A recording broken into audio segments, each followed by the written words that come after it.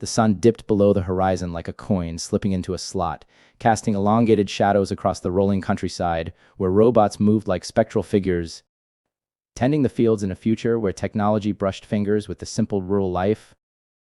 In the growing twilight, Alara's new home, an architectural relic, stood defiantly against the encroaching night.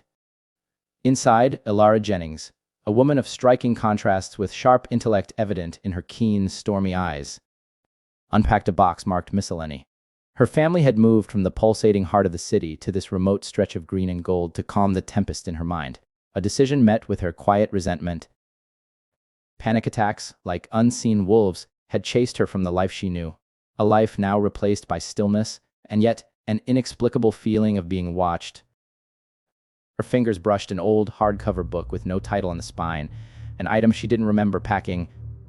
Compelled by a mixture of curiosity and an urge to anchor herself in this sea of change, she opened it, the musty scent of aged paper wafting up to mingle with the dust motes dancing in the shafts of moonlight. As Alara's eyes scanned the first few lines, a shiver coursed down her spine. The words, a mixture of elegantly looping handwriting and hurriedly scribbled annotations, seemed to quiver on the page as if alive. It was a story, or so it seemed, of a person tormented by an unseen entity, a presence that felt startlingly similar to her own recent experiences. A sound outside, a soft scuttling, pulled her attention to the window. Ears were quiet, robots paused in their nocturnal duties, and yet her heart hammered against her ribs as her eyes strained to see through the semi-darkness. There, just beyond the glass, it seemed shadows flickered where there was no light to cast them. Shaking her head, Alara whispered to herself, "It's just the countryside, just the quiet. There's nothing there." But the book lay open, an invitation, the words a silent call.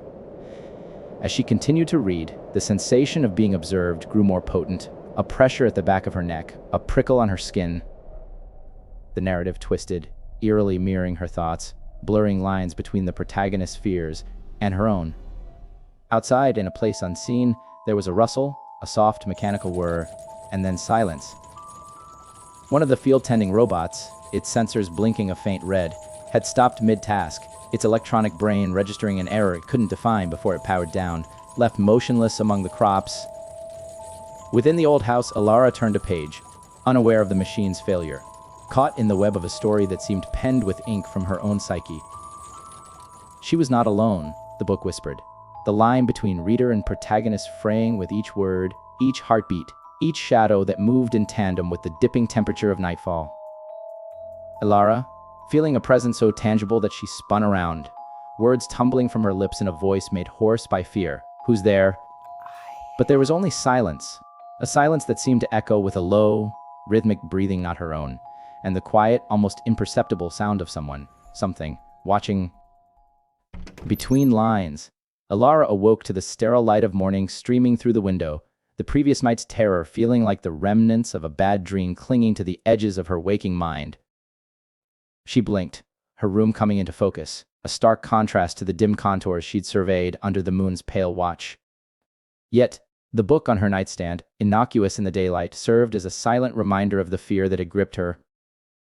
She couldn't shake the feeling from last night, the words from the book intertwining with her thoughts, creating a tapestry of fear she couldn't quite understand. It felt as if the book were reading her as much as she was reading it.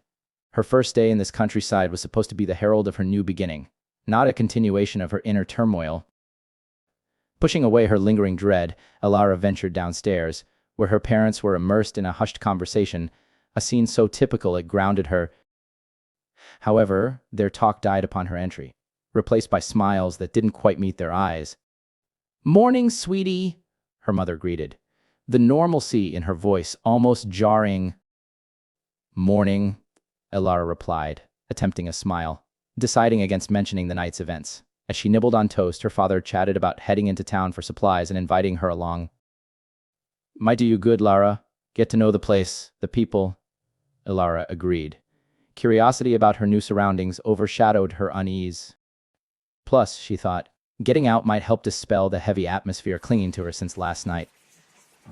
In town, whispers followed them like an invisible entourage. The locals regarded her with a mixture of curiosity and something she couldn't quite place. Pity feared their gazes lingered too long, expressions too knowing. But while her father spoke to the shopkeeper, Elara wandered to a notice board littered with community news, her gaze drawn to a missing poster of a robot.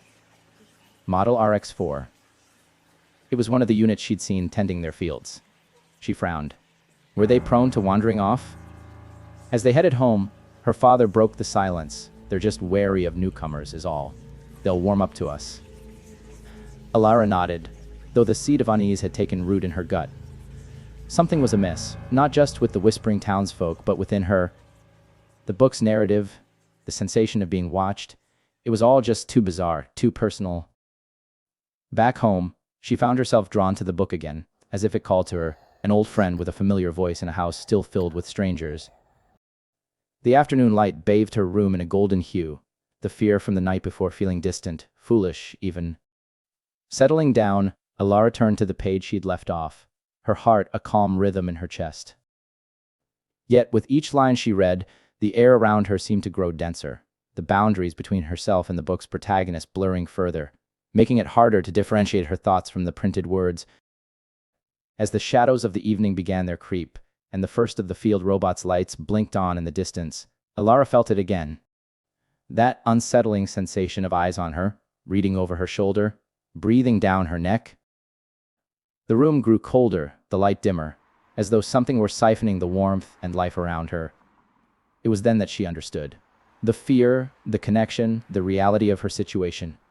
It wasn't contained within the book.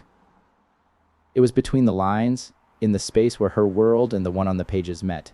And something was lurking there, something that had found her within the words, using them as a bridge into her very room. With trembling hands, she snapped the book shut, heart pounding like a gavel against wood. Silence enveloped her, yet it was not empty. It was waiting, baited with anticipation for the next line, the next page, the next chapter of her story. And outside her window, unnoticed by Elara, the lights of another robot flickered erratically before dying out, adding another silhouette to the quiet, watching darkness.